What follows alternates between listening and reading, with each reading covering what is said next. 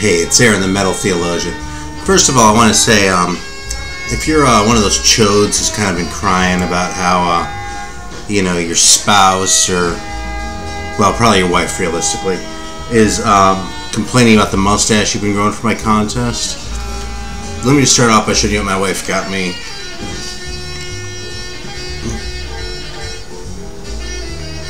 I don't really have any intention of using this shit, because I'm going to get sick of this before it gets anywhere near long enough to do anything like that with it. But and I recognize that it's kind of funny, but the point of this is just that you're not the only one who's getting fucked with over this, okay? So you're fucking, what you're doing is you're taking one for the team. You're, how should I say, I don't know, man, fighting for the cause, you know what I mean? The fucking cause of mustaches, you know? I'll bet Harry Reams didn't use any fucking wax, though, I'll tell you that. Anyway.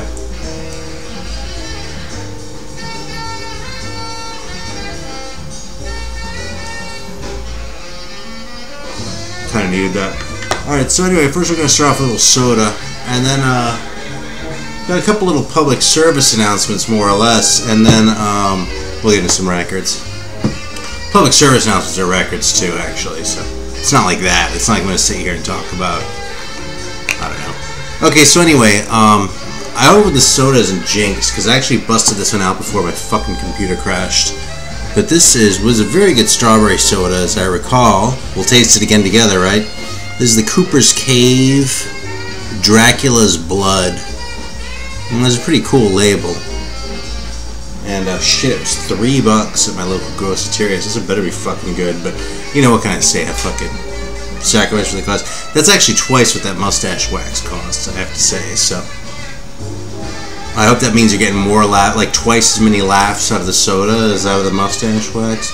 Anyway, this is does not have caffeine. And where's this from? It is from Glen Falls, New York. Handcrafted and bottled by Cooper's Cave Ale Company Limited, Glens Falls, New York. 518 area code. So anyway, let's give this a shot. See how we like it. Like I said, I recall it as being good, but you know something? There have been other things I recalled as liking, and things I recalled as not liking. You know what I listened to earlier today, speaking of? I listened to fucking 2 Fleetwood Mac records. I used to hate that band so much, man. I fucking listened to Pious Bird of Good Omen, and I listened to the first one. I fucking loved it, man. In fact, Albatross off Pious Bird of Good Omen, that's one of the best fucking instrumentals I've ever heard on a rock record. I swear to Christ.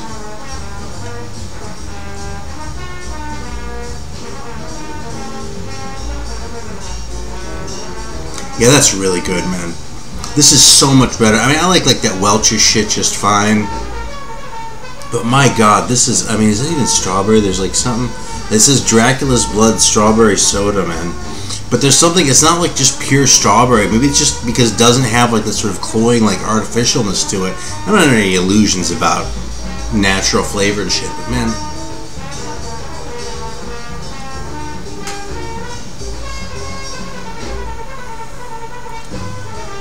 I mean, strawberry-y, but it isn't even like a pure like strawberry soda, you know what I mean?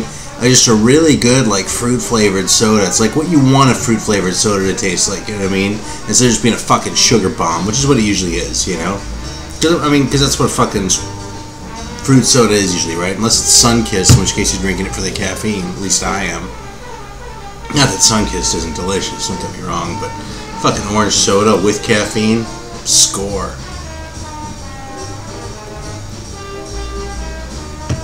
Some good shit. Okay, so anyways, 2 things I want to do before, because it's mostly going to be jazz records this time. And so I'll just fucking fess up to that, and then if you want to share it all after this beginning part, you can. First of all, if you're like me, I call this public service, because I do still use that metal theologian thing. I don't know, man, I question the wisdom of that every day, but it's funny. I think it's funny, anyway. But if you're like me, you know, you look for the metal shit, especially the old metal shit, and if you are hip to Texas Metal Underground Records, TMU Records, I love that pentagram with Texas in the middle. I think that's one of the funniest things ever. There's a new release on that label, and now that I have it in my hands, I can tip everyone else in too, because I know I'm not going to miss out. This is Baron Steel and Minotaurs. I mean, look at that good cover. See, I could sit here and talk about this record, but if you're half a metal fan, you're looking at that going, fucking, I need to buy that right now, just from the strength of the cover. So, there's a CD with this, actually, too. You don't see these things in my videos very often. I'll probably never play it. I'm just going to play the 45. A thick-ass book in there, too. Look how thick this piece of shit is. Anyway, though, I'm not going to get into a lot of detail, because I think I'm actually going to do a feature on these guys soon. I've talked about it before, but I think it's time for me to actually do it, because I love this label, and they deserve your support. But, that is out, so you heard it here first if you needed to. Now, the other thing is, I was thinking, I actually talked with Mr. Robert Z on the phone a little earlier today. But given what a prog rocker he is, or you are if you're watching this, Robert, I was thinking there's one record that you really need to have in your collection that I'm afraid you might not. And that is Reflections on the Future by 2066 and Then. And I would advise you to buy this reissue, because even though it's a double with bonus tracks on the second record, which is something that I normally disapprove of, like it has this big booklet in it too, showing the back here. But original is going to set you back $300 or $400. So I actually used to have one once upon a time. I kind of got a deal on it, but Hard Times claimed it. Anyway, but yeah, this is a fucking great record. It's a classic prog record. It kind of has that German sound, but I also think it's not like a total weirdo German record. You know what I mean? Where like, if you're used to, I was thinking of you, Robert, because with the whole like Genesis and Crimson and Emerson, Lake and Palmer thing, I think this is like a foray into that shit without just getting hit over the side of the head by a band like Faust or something like that.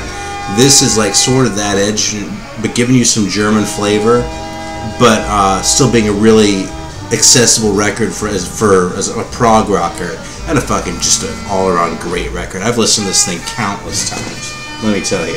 This isn't like some little piece of like weird, like, oh well, you know, German shit 101. That's like a fucking fantastic record that I want to turn your ass on to.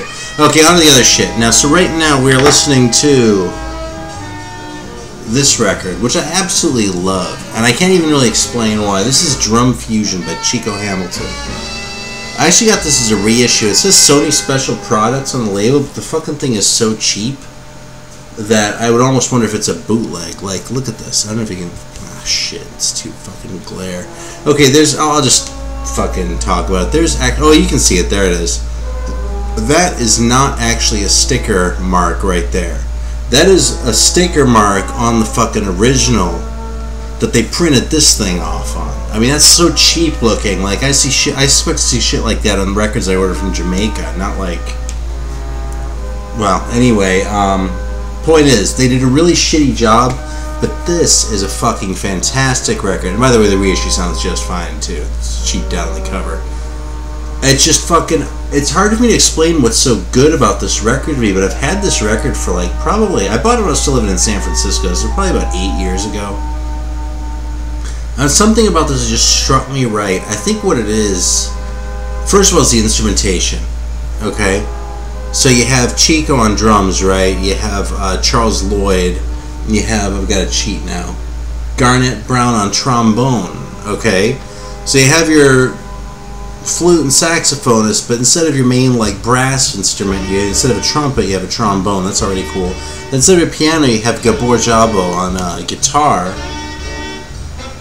And so I think that's part of it. Then obviously the bass. But the other part of it is like, instead of like just doing changes or like a straight up modal thing, it's like each song has sort of a little vamp. They just sort of use the bass of the song and just play around it. And it seems like a really like sort of free concept without being really free jazzy. Like, so it's not like Albert Ayler, like in your face, like that kind of free jazz, which of course I also love, right? But it feels very free without being that sort of overtly, I don't know, ostentatiously free. Kind of sounds like a dumb thing to say, but that's what a lot of that shit really is. So note the mustaches, by the way, too, just since we're sort of in mustache realm here. Now Charles there, he might be sporting a goat. I might not be able to see that there, but Chico definitely has a first-rate mustache there. Little soul patch, which is good. Let a soul patch slide in the contest, right?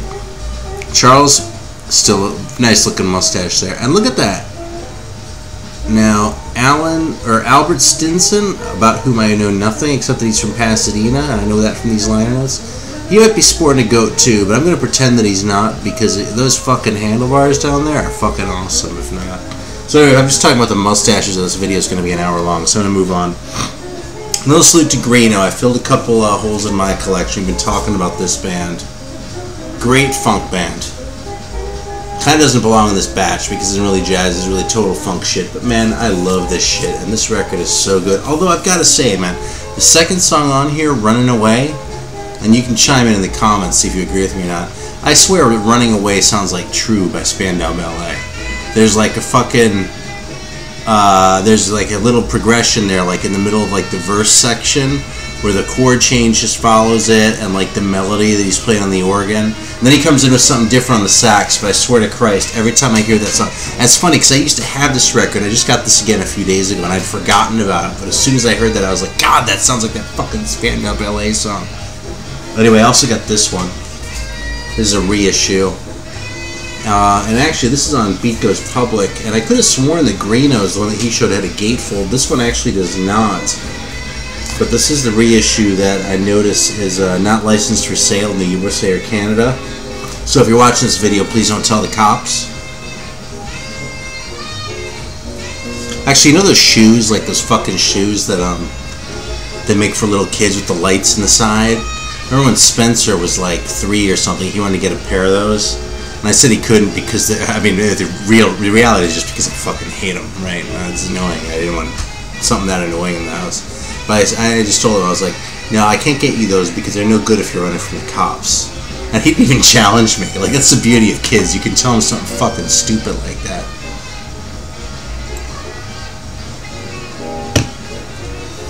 Alright, this record I got not too long ago. Been a couple months at this point, actually, I think. But I really like Curtis Fuller, so I was looking forward to this getting reissued when that thing came out, or when within that whole Blue Note series. I have an epic one too called it's not a cheap ass reissue like that cheap Chico Hamilton actually, but it's a good record. It's called like The Magnificent Trombone of Curtis Fuller. Just a fun record to listen to. This one is actually a lot more mellow than I expected. It's almost all ballads, but it's just a really nice record. It's a really good middle of the night record. There's like a whole class of records that sort of put in that category, and this is an awesome middle of the night record, man. It just is. It sort of has that vibe. They got Late Night at the Lounge, you know. Yeah, sort of in contrast to this is fucking really, this is a happening record. I got this one actually when I was in Columbia a few weeks ago. And this is on the Groove Merchant label. I collect just about anything on this label because they've put out so many funky classics. Look at those fucking guys, man. First of all, you can tell they're not fucking around just by the pictures. Alright, but that's Jimmy McGriff and Groove Holmes, and this fucking record, I'm telling you, it's a 2-record set, smokes all the way through. 2 songs per side, pretty much. Has 3 guitarists, by the way, which is kind of a trip. O'Donnell Levy, and then Leon Cook and Mark Elf, whom I didn't know, and no bass, which kind of bugs me a little bit. But it's all good. This fucking record, I played it all the way through, man, and just really enjoyed it. Just like really cool soul jazz shit, funky edge. And it was meaty too, in contrast a little bit. I got this one just a couple days ago, and I had high hopes for this, and I've actually seen some overpriced copies that's kicking around, so this is a $10 reissue. And, double-barreled soul, I mean, maybe it's that Dave and Ansel Collins record sort of rattling around inside my brain that's giving me warm and fuzzies about this fucking thing. But,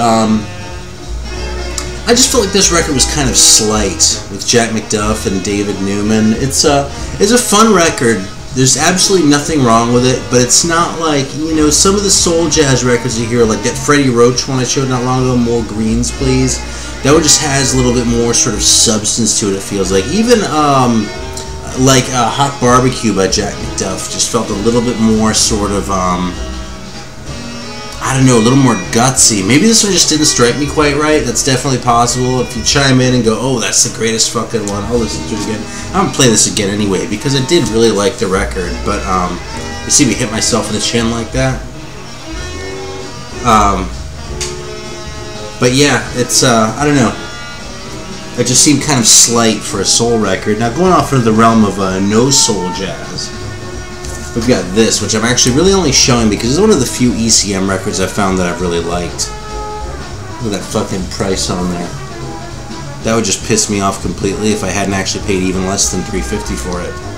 But this is John Abercrombie with Dave Holland and Jack DeJohnette. And I don't know, it just seems like what kind of a heady sort of jazz record should sound like this one. It kind of has that cheesy ass kind of ECM production sound, you know, a little too much delay on the guitar and shit like that I kind of don't like. But overall, I think this is a pretty well played and well executed record, and most importantly, it just feels honest to me, where a lot of the stuff just seems kind of dashed off or just disingenuous. I don't know, man. So yeah, so as ECMs go, in case it isn't obvious, I'm not in the everything on ECM is so great camp. In fact, I'll fight anyone who says that. No, I'm just kidding. I won't fight anybody. This would take more provocation than a disagreement over ECM, especially because you might know a fucking ECM record that I ought to. They're like less than 5, but there are a few that I found that I've really liked a lot. Just that the other 90% are like fucking shit. So if you hear good ECM records, man, turn me on because I really am open to it.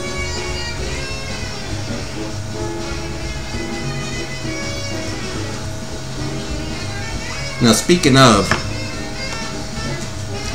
it's funny, I kind of feel like I'm bitching during this video, but I kind of deliberately pulled some out that I've gotten lately that I wasn't so crazy about because I feel like it's important to highlight those. And this one, if you've been watching my shit, my jazz shit, for any length of time, you know that I'm a huge Sun Ra fan. And this one is one that I do not recommend. I actually got this one because I thought that the version of Love in Outer Space on here was, a specific version that I've kind of been keeping an eye out for, that it's like a bonus track on some CD and I haven't been able to find on record. But that's one of my favorite Sun Ra songs. Anyway, I was disappointed. It wasn't on this record. And overall, this record, you know, it's not terrible. It's just fucking superfluous. It's a 73 show, and there are other records from about that era. There's so many. They're so much better.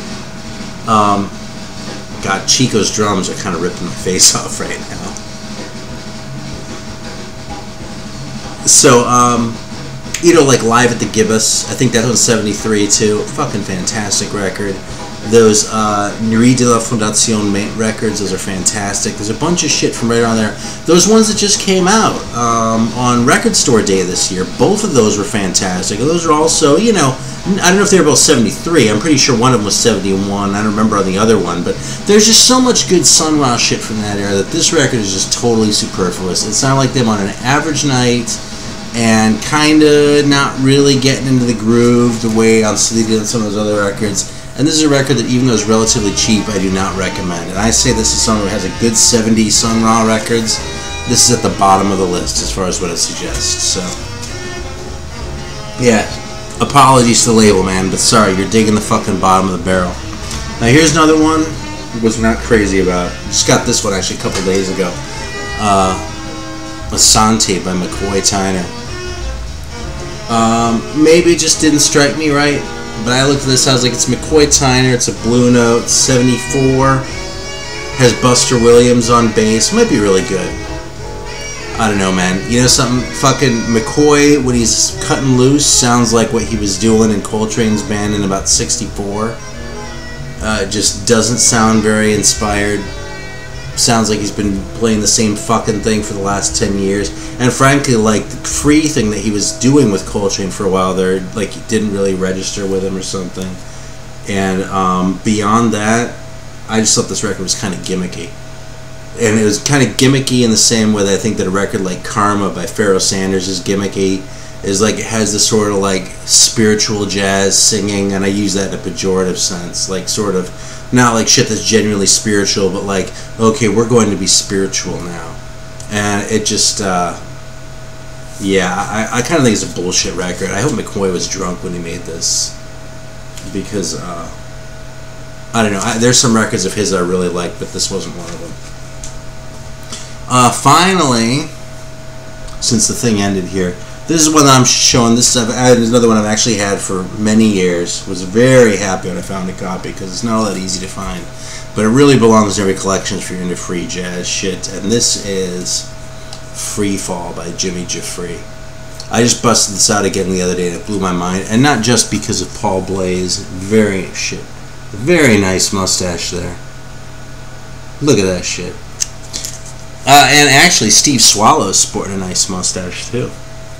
But, excuse me, shit, man, it's fucking itching is the problem. You know what happens? Fucking a piece of hair, like I wash my hair especially, a piece of hair will get caught and it'll fucking itch my nose and, like, it'll be stuck in a fucking mustache woes. It's not going to last very long after the contest, okay?